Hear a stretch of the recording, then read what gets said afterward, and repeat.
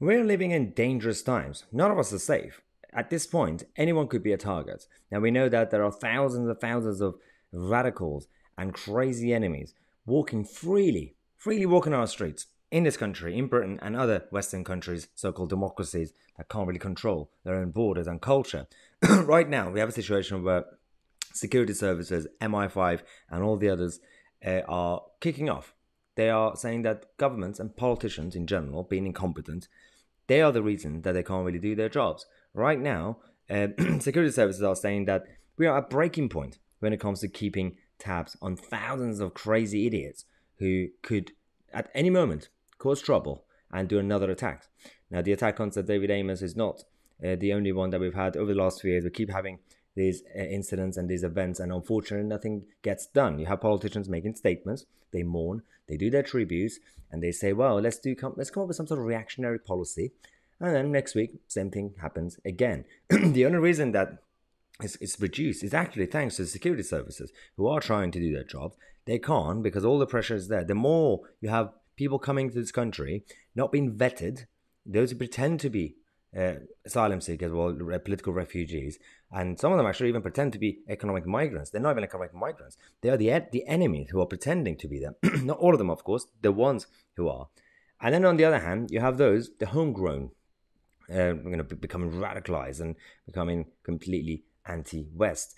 People like Chowdhury, with their rants, doing these sort of things. Don't just completely also listen to politicians who say, well, yeah, it's because of Chowdhury and people like him. And the kids basically listen to him and become crazy. No. That's not just the only reason. There's a big problem culturally right now, the clash, when it comes to people from Middle East and North Africa at times. We have to deal with that. We have to deal with our borders, and we have to also deal with the people who are already here. And we have to make sure that we are tackling the issue. When we hear from the MI5 agents and all the other agencies who are saying that, well, we should have more control over programs like Prevent, this idiot who essentially decided to, at the age of 25, completely destroy his own future because of his stupid ideology and end someone's life and ruin other people's lives because of it, is the reason that Prevent is failing. He went to Prevent. He did. Nothing got done. Now, Ali Harbi Ali, who was, as I said, went to Prevent, the officers, the sources that we have from security services are saying that, well, police and security-focused agencies are more likely to put people onto these support programs. The NHS, schools, local authorities, and other agencies are often much weaker at intervention because they don't want to antagonize faith groups. They're too soft. And how are you going to have any recommendations? How are you going to have anyone to be referred? A teenager or someone in their 20s who's becoming crazy because of the dangerous ideology that we have. Again, we can't use certain words, unfortunately, because of this platform, so we have to do self-censorship. I apologize. But if you want to actually find out my real thoughts and hear them, go to myitc.co.uk, the main channel that we have, the main website. But right now here, we have to be very cautious. But the whole point of this is that MI5 officers and all the others are saying, well, the NHS and schools and all the other guys and the local communities, they don't have the strength. They're too weak and soft because, it's politically incorrect to suggest that someone with a specific skin color from the Middle East, we have to obviously refer them to Prevent.